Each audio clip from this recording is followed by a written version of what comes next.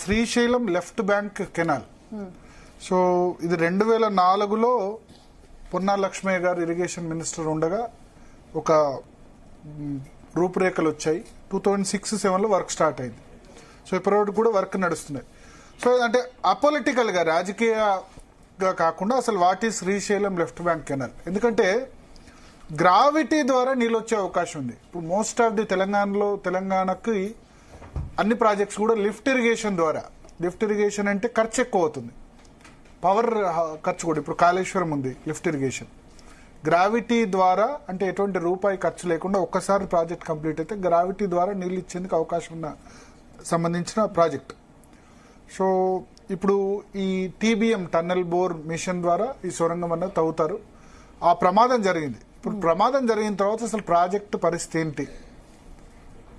చాలా మందిలో ఆందోళన, ప్రాజెక్ట్ ఉంటుందా ఉండదా, దీని మనుగడ ఏంటి?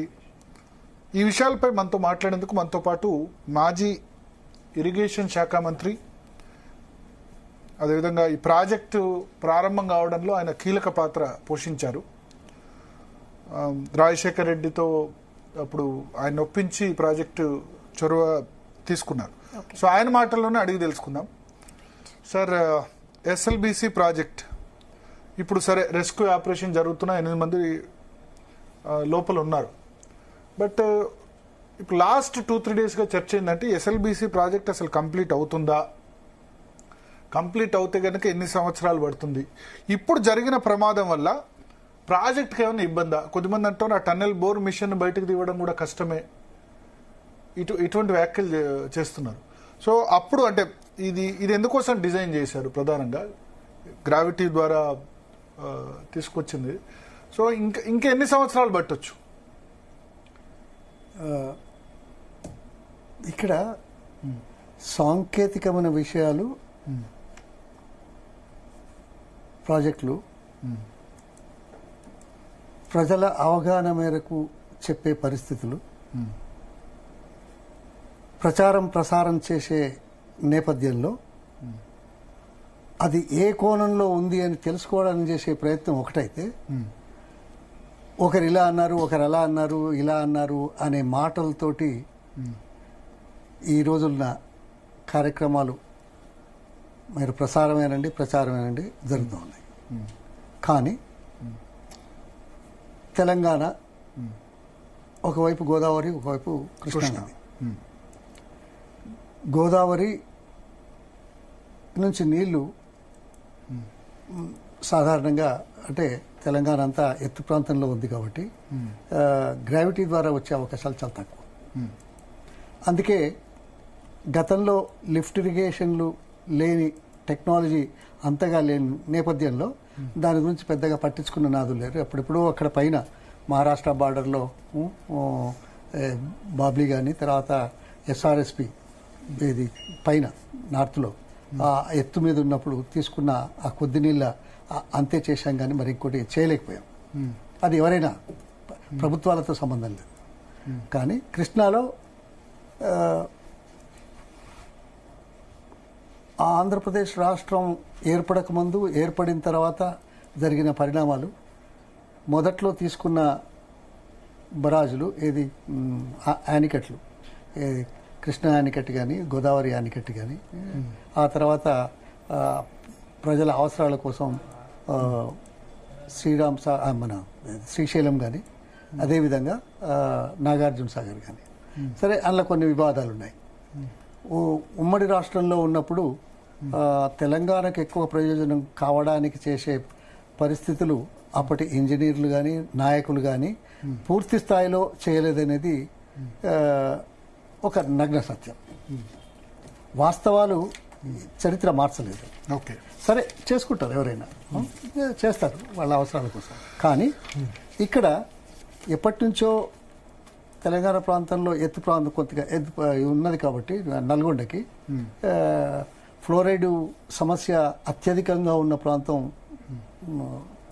నల్గొండ జిల్లా కాబట్టి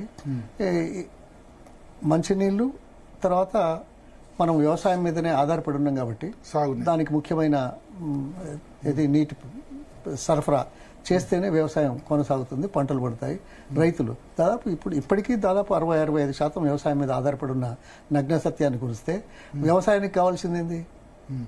నీరు. సో ఈ ప్రాజెక్ట్ సంబంధించి ఎట్లా చర్చ జరిగింది 2004లో? ఇది కాంగ్రెస్ అధికారంలోకి వచ్చిన తర్వాత జలయజ్ఞంలో దీన్ని ప్రైమరీ ఫోకస్ గా పెట్టుకున్నారా? Yes, of course. 2004లో ఒక్క నిమిషం, 2004లో ఉమ్మడి రాష్ట్రానికి ట్రిబ్యునల్స్ అలాట్ చేసిన నదీ జలాలు ఏవైతే ఉన్నాయో దానికి కొంత టైం లిమిట్ పెట్టారు. ఒకటేమో నికర జలాలు, రెండోదేమో వరద జలాలు. నికర జలాలను అలొకేట్ చేశారు ప్రాజెక్టుల వైజ్, ఇది ఇక్కడ ఇంత అంత. తర్వాత వరద జలాలు మాత్రం ఆంధ్రప్రదేశ్ రాష్ట్రానికి ఈ 20 సంవత్సరాలు టైం ఇచ్చి ఈ 25 సంవత్సరాలలో వాడుకునే అవకాశాన్ని కల్పించారు. అది 2004-2005 వరకు ఆ టర్మ్ కూడా అయిపోతా ఉండే. ఇందులో రెండు ఉన్నాయి. అవసరాలను గుర్తించి చేయలేని పోని దైన్యస్థితి మొదలైతే ఈ పై రాష్ట్రాలు కర్ణాటక, మహారాష్ట్ర నుంచి ఇబ్బందులు రాకుండా వరద జలాలను వాడుకునే రీతిలో ప్రాజెక్టులు ఒక్కటికి 2 సార్లు పునాదులు వేసినా ఆంధ్రలో కానీ తెలంగాణలో కానీ వేసినా దాన్ని పట్టించుకోలేదు, చేయలేకపోయినారు.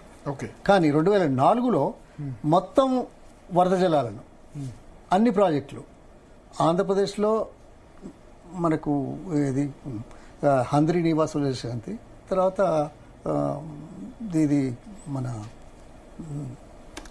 తెలుగు గంగా, తర్వాత మిగతా మూడు ప్రాజెక్టులు. మన మహబూబ్ నగర్ లో 4 ప్రాజెక్టులు, కలవకుర్తి, నెట్టెంపాడు, కోయిల్ సాగరు, భీమా, ఈ 4 ప్రాజెక్టులు. భీమా లోపటేమో మనకు కొంత నికర జలాలు అలాట్ అయినాయి, సో అది కూడా మొదలు పెట్టలేదు.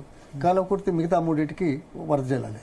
ఇవన్నీ గనక మనం చేస్తున్నట్టు మనం వాడుకుంటున్నాం అనేది ఉంటే పై రాష్ట్రాల నుంచి సమస్య ఉండదు అనే ఉద్దేశంతో అన్ని ఒకటేసారి మొదలుపెట్టాం జలయజ్ఞాలు బాగా, ఇటు తెలంగాణలో కానీ అటు ఆంధ్రప్రదేశ్లో కానీ.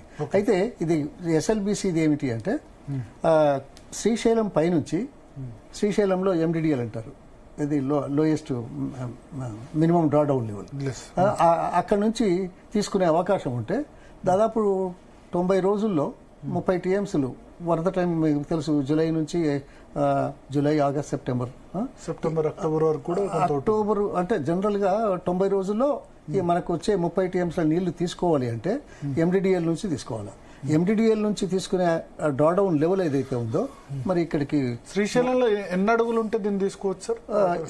854 ఒకటి, 841 అయితే 885 ఏమో ఫుల్ లెవెల్.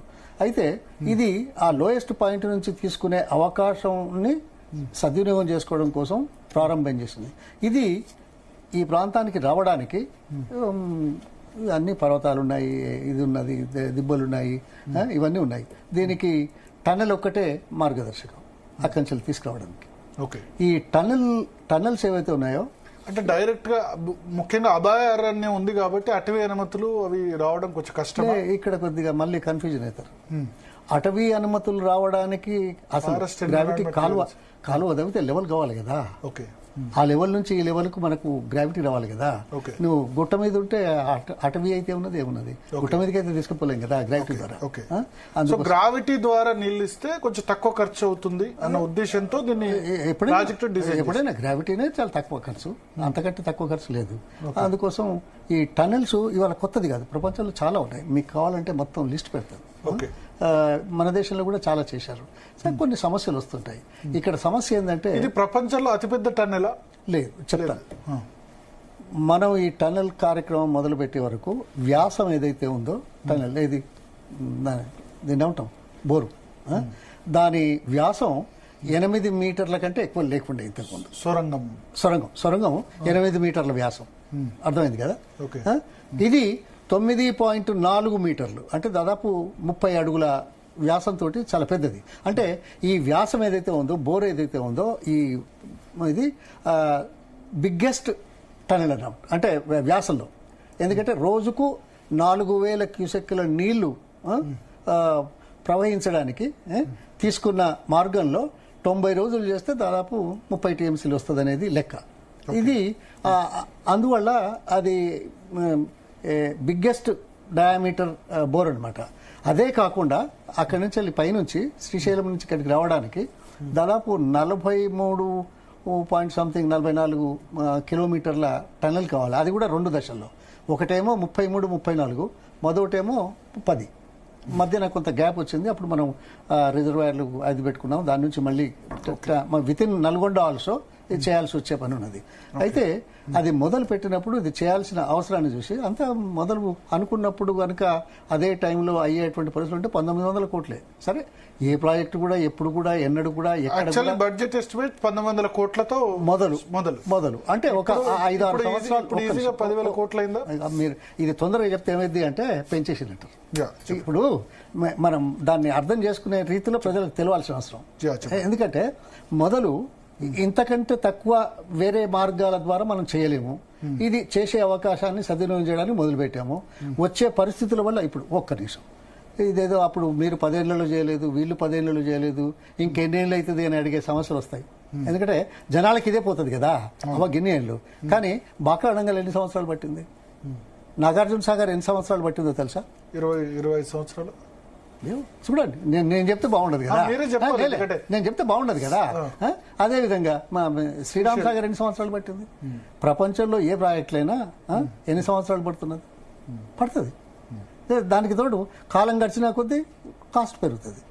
ఇందులో ఏదైనా ఉండొచ్చు, కేవలం పెంచడం కోసం కాకుండా అవసరానికి తగ్గట్టుగా మారుతున్న పరిస్థితుల్లో టెక్నాలజీ మారుతున్నందుకు కాస్ట్లు పెరుగుతూ ఉంటాయి. ఇన్ఫ్లేషన్ ఉంది, పెరుగుతుంది. దాంట్లో ఇప్పుడు ఎంత సార్ బడ్జెట్ ఎస్టిమేట్? ఇప్పుడు మరి వాళ్ళు ఇచ్చింది ఏంటంటే అప్పుడు మొత్తం 3,000 కోట్లు అప్పుడైంది. తర్వాత కేసీఆర్ టైంలో 3,400 కోట్లు అయింది. తర్వాత ఇప్పుడు మరి 1900 నుంచి ఇంకేదో ఎక్కువ అంటున్నారు. అంటే మొత్తం 10,000 కోట్లు దాటింది. 10,000 కోట్లు దాటకపోవచ్చేమో. సరే, ఏదైతే అది ఎంత అవుతుంది అనేది. కాళేశ్వరంకు 1,00,000 కోట్లు ఖర్చు పెట్టినప్పుడు